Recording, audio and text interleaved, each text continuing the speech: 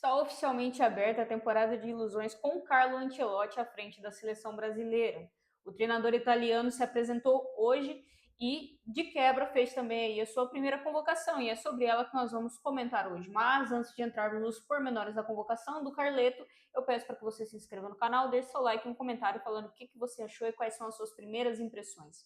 Fechou? Bom, estou aqui com a lista da convocação, a gente vai passar por alguns nomes, alguns são novidade, outros são velhos conhecidos, né? E aí a gente vai ver então o que a gente pode esperar dessa lista, desses jogadores, para os próximos confrontos. Serão dois jogos, um contra o Equador no dia 5 de junho e o outro contra o Paraguai no dia 10, tá? E aqui a gente começa com os goleiros. A grande novidade, sem dúvidas, é o Hugo Souza, tá? O Hugo, goleiro do Corinthians, ele já vinha sendo especulado a algumas convocações, até mesmo quando era o Dorival, o técnico, né? O Hugo ele tem jogado muito, ele tem pegado bastante e eu acredito que seja merecida a oportunidade. Obviamente, ele não vai jogar, né? A gente sabe que o goleiro, o terceiro goleiro, dificilmente entra em campo, mas eu acho que é interessante para ele pegar o ambiente da seleção brasileira, né? Conviver aí com outros jogadores, com outro treinador, no caso do Ancelotti, acredito que pode agregar muita experiência e muita bagagem ao Hugo, que é apenas um jovem, né? E que se jovem já está pegando tudo e jogando a bola que ele joga, acredito que isso aqui só tem a agregar na carreira do Hugo Souza. Fechou? Depois, laterais, a gente tem o Alexandro, né? O Alexandro, ele era bastante convocado e a gente passou por uma fase ali onde a lateral esquerda e a direita também não tinham dono, né? Não tinham donos as laterais da seleção brasileira. Eu acredito que as laterais, ambas, tá? Esquerda e direita, são a maior falha da seleção como um todo. A safra de laterais é muito ruim. É muito ruim porque eu, quando era criança, via Daniel Alves e Marcelo jogar, né? Eles eram absolutos na posição, e o reserva do Marcelo era o Felipe Luiz, que era um reserva de luxo, né? Então, assim, na minha concepção, as laterais hoje da seleção brasileira são laterais um pouco mais fracas do que a gente já viu historicamente na seleção. E como um todo, né? Essa seleção ela não tem grandes craques como já vimos na seleção brasileira com o Ronaldinho, com o Ronaldo, enfim, recentemente, né? Inclusive nesse século. Então, você fica com aquele sentimento de carência, né? De que falta alguma coisa, mas não falta, tá? O que a gente tem é isso daqui. E aí, de laterais, volta o Alexandro. E o Carlos Augusto, ele é convocado, que eu acho que é de forma absolutamente merecida, até porque a Inter de Milão, né, ela tá na final da Champions League com boas atuações do Carlos Augusto, então acho que é mais do que merecido. E aí depois nós temos o Wesley do Flamengo e o Wanderson do Mônaco, tá? O Wanderson que o Dorival chegou até já a utilizar ele na lateral direita, mas o jogo que eu tô me recordando especificamente, ele colocou o Wanderson para atuar recuado, como ele costumava fazer com o Danilo, então não foi um jogo onde o Wanderson jogou tão bem, mas eu acredito que ele pode desempenhar sim um bom papel aí na seleção. Falando de zagueiros, o Marquinhos é algo muito óbvio que seja convocado, né? É alguém muito óbvio que seja convocado, porque é um cara super regular, é um cara que tem uma identificação muito grande com a seleção brasileira e está na final da Champions com o PSG, né? Então, nada mais do que justo a manutenção aí da convocação do Marquinhos. Tem o Beraldo também, que é zagueiro do PSG, porém reserva, mas está marcando presença aqui na convocação. Aí nós temos como zaga, além desses dois que eu citei, o Alexandro, o Léo Ortiz também absolutamente merecido, vem jogando muita bola pelo Flamengo, tá? Esse final de semana que passou, o Flamengo visitou o Palmeiras no Allianz Parque e o Léo Ortiz fez uma partidaça, fez uma partida muito segura, nível de seleção brasileira mesmo. Então acho super justo que o Léo Ortiz vá para essa convocação. E aí a gente tem o Danilo, né? A convocação do Danilo é polêmica. Eu não faria. O Danilo ele foi convocado aqui na vaga de um zagueiro, né? E assim, não tenho nada contra o atleta e não tenho pontos muito específicos para falar dele. Eu só acho que, a nível de seleção brasileira, ele não joga mais. Tenho minhas dúvidas se, como lateral direito, um dia ele foi o melhor que nós tivemos ali na posição, principalmente depois, né, da saída do Daniel Alves, da aposentadoria dele e tudo mais. O Danilo ficou ali como o dono da posição, mas eu tenho a sensação de que o Danilo foi o dono da posição da seleção depois que o Daniel Alves se aposenta, muito porque faltava concorrência, como falta ainda até hoje, né? Como eu disse há pouco, a concorrência ali e as peças que a gente tem para as laterais da seleção são de um nível, assim, médio. A gente não tem ninguém que é super dono da posição ou que realmente seja relevante a ponto de brilhar os olhos do brasileiro, né? Então, eu não gosto da convocação do Danilo, mas é aquilo, né? A gente já esperava, porque ele é um cara também de muito histórico na seleção, de muita experiência, e ele não é de todo mal. Mas ele também, na minha opinião, não joga bem o suficiente a ponto de ser convocado. Depois, meias. Aqui eu gostei pra caramba, tá? Andreas Pereira foi convocado. Eu acho que é super merecido. Inclusive, nas últimas convocações do Dorival, o Andreas só era chamado quando tinha algum corte. E isso me deixava pé da vida, porque eu não entendia por que o Andreas não era convocado de primeira, já que ele tem qualidade sim para isso, e inclusive tem histórico. Né? Nos últimos jogos que o Andreas entrou pela seleção, por exemplo, ele chegou a fazer gol, chegou a dar assistência, né? Não vou lembrar aqui exatamente o jogo, mas isso aconteceu de uma forma recente, né? Foi um jogo que inclusive entrou o Andreas e o Luiz Henrique, que era do Botafogo, e ambos marcaram nesse jogo, tá? Então, assim, eu simplesmente não conseguia entender o porquê que o Andreas não era convocado, e aí o Carleto vem e resolve isso pra gente, chama o garoto já de cara, tá? Sem essa palhaçadinha de só ser chamada pós-corte.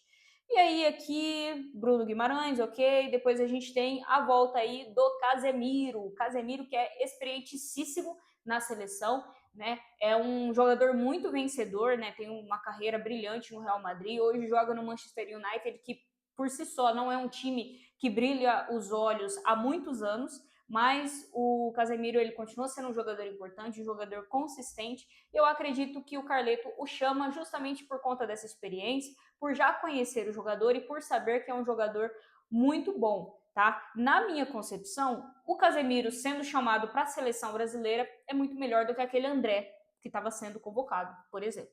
Tá? Gosto muito mais do Casemiro do que o André ou qualquer outro volante, João Gomes, qualquer outro volante que vinha sendo convocado nas últimas convocações. E assim, por fim, nós temos aqui os atacantes, tá? E aqui a gente sente duas ausências, que é a ausência do Rodrigo e a ausência do Neymar. A ausência do Neymar foi explicada pelo Carleto na coletiva, né, de que ele vem de lesão, ele ainda não está 100%, e obviamente isso faz com que ele fique fora da convocação. Carlos Ancelotti, inclusive, ressalta que fez uma ligação com o Neymar e explicou por que ele ficaria fora da lista dessa vez. Seria por pura questão mesmo de recuperação, ele acabou de voltar de uma lesão e realmente seria meio absurdo convocar o Neymar, mesmo que fosse para ficar no banco. Você estaria queimando a vaga de uma pessoa que realmente poderia tentar aproveitar a oportunidade, né? Então, o Neymar ele não foi convocado por questões físicas mesmo, e o Rodrigo, ele não foi convocado porque a justificativa é de questões de saúde mental. O Rodrigo ele não vem de uma boa temporada pelo Real Madrid, aos poucos ele foi perdendo espaço. Na seleção brasileira também as suas últimas atuações não foram boas, né? E aí agora surge essa motivação de que ele não foi convocado para preservar aí a sua questão de saúde mental, para ele se cuidar, enfim. Eu acho uma pena, porque eu acho o Rodrigo um jogador muito completo, polivalente. Ele basicamente se sacrifica para fazer com que outros jogadores menos versáteis do que ele se acomodem em campo, e mesmo assim ele consegue, joga bem. Só que eu acho que, ao mesmo tempo que isso pesa a favor, isso também pesa contra, porque o Rodrigo, principalmente no Real Madrid, ele joga fora de posição 99% das vezes, e na seleção também. Na seleção, o Rodrigo vinha sendo escalado como 10, e eu sou santista, eu vi o Rodrigo sendo revelado, e o Rodrigo, ele não é 10, o Rodrigo ele é ponta, é o lugar onde ele se sente mais confortável de jogar, e infelizmente ele não joga assim no Real Madrid, não joga assim na seleção, e aí realmente fica complicado para o cara performar no seu auge quando ele está fora de posição há, sei lá, 4, 5 anos de carreira. Acho que isso passa um pouco pelo próprio jogador, né? É culpa do jogador, porque ele se submete a esse tipo de condição para não ficar fora do time, né? Mas ao mesmo tempo a gente entende que o futebol ele precisa ser polivalente, ele precisa ser versátil, e o Rodrigo ele tenta se adaptar, mas às vezes eu acho que ele se adapta demais. Né? A minha visão sobre o Rodrigo é que talvez ele precisasse se impor um pouco mais, falasse, não, eu não vou fazer essa função, eu prefiro ficar na reserva e lutar por uma vaga no time titular na minha posição, do que ficar o tempo todo me sacrificando e consequentemente sacrificando a qualidade do meu futebol. É isso que eu penso sobre o Rodrigo, tá? Enfim, tirando esses dois nomes que seriam naturalmente convocados caso estivessem tendo boas atuações, nós tivemos aí algumas novidades. O Antony volta a ser convocado, acho que de forma justa. O Antony termina a temporada de uma forma belíssima pelo Betis, inclusive sendo ídolo lá. Nunca vi um cara virar ídolo em tão pouco tempo, mas isso aconteceu com o Antony lá no Betis. Inclusive, amanhã, né, quarta-feira, a data que está saindo esse vídeo, ele vai jogar a final da Conference League pelo Betis contra o Chelsea. Então ele pode, inclusive, ganhar um título com o Betis e coroar essa temporada dele, que foi muito bem recuperada a partir do momento que ele foi emprestado ao clube espanhol, né? E depois nós temos aí a volta do Richarlison, Richarlison que acabou de ganhar a Europa League com o Tottenham em cima do Manchester United, né? Essa convocação do Richarlison aqui, eu acho que tem um pouco do caráter da convocação do Danilo para mim. Assim como eu disse que o Danilo naturalmente se tornou dono da posição porque faltava alguém melhor do que ele, eu acredito que o Richarlison ele vai pelo mesmo caminho. A gente está falando de uma posição de referência do futebol brasileiro, que é a posição ali de centroavance, né, de ser o homem de referência do ataque. E eu não acho que o Richarlison, nesse momento, esteja em uma boa fase a ponto de justificar a convocação dele. O Pedro, por exemplo, é um cara que joga muito mais bola do que ele nessa posição, mas a gente tem que lembrar que o Pedro volta de lesão. O Pedro ele ainda ele pode já estar 100% fisicamente, mas ele ainda não está com todo o ritmo de jogo, ele não está no auge da performance física dele. E isso justifica a ausência dele na lista do Carleto dessa vez, porque eu acredito que se tudo correr bem e o Pedro continuar ganhando minutos e adquirindo ritmo de jogo, ele tem tudo para voltar para a seleção. Então eu acho que essa convocação do Richarlison passa muito pelo caráter dele. É um cara que já jogou pela seleção, que já teve boas fases, inclusive, é um cara de confiança, um cara que tem experiência, afinal de contas não é mais nenhum menino, um cara que já jogou Copa do Mundo, né? Então, enfim, é uma convocação que ela não é a ideal, na minha opinião, mas ela faz sentido, né? Então eu vejo que hoje o Carleto ele não convoca apenas por momento, embora na coletiva ele tenha falado que sim, que não importa a idade, eu não convoco pela idade do passaporte, né? Foi o que ele quis dizer, eu convoco pelo momento do jogador. Acredito que sim, mas eu acho que o que pesa bastante também para ele nesse momento, né? Pelo menos que ele não conseguiu acompanhar todos os jogadores a ponto de fazer uma escalação, uma convocação, perdão, que seja apenas dele, porque a gente tem que lembrar que ele teve poucos dias de intervalo, né, entre o fechamento do contrato da CBF, com a CBF, e essa primeira convocação. Então, ele mesmo confessa na entrevista que ele precisou de ajuda, né, de pessoas principalmente aqui olhando para o futebol brasileiro e entendendo quais atletas deveriam ser chamados ou não. Então, eu acredito que talvez em escalações e convocações posteriores o Carleto aí sim faça uma lista que seja apenas dele.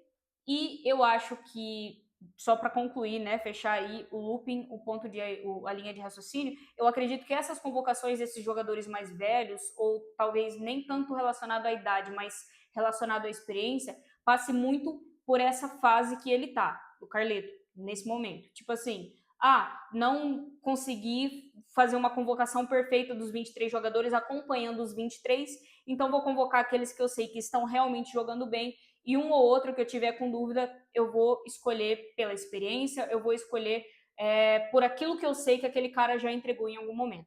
Acho que passa mais ou menos por aí, espero que eu tenha me feito claro aqui.